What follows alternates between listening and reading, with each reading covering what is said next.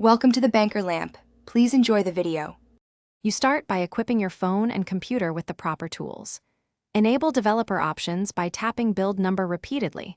Once done, turn on USB debugging and OEM unlock so your device accepts trusted commands. Make sure the Android SDK platform tools are installed on your PC. This gives you ADB for safe, official interactions. You only need these essentials to proceed. They let you test, profile, and change system flags without risky third-party apps.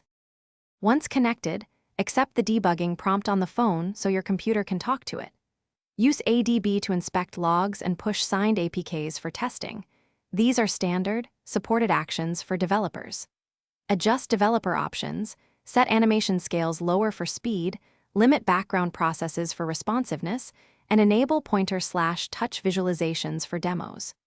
These steps explain how and why each change improves control and visibility. Without resorting to risky exploits, to complete configuration, confirm everything works, then reboot to let changes settle. If something goes wrong, revoke USB debugging authorizations in developer options and reconnect to rebuild trust.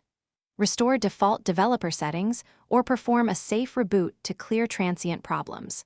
Make sure to back up key settings to the cloud or export them via ADB before any further experiments. This simple precaution prevents data loss and gives you a clean rollback if advanced tweaks behave unexpectedly.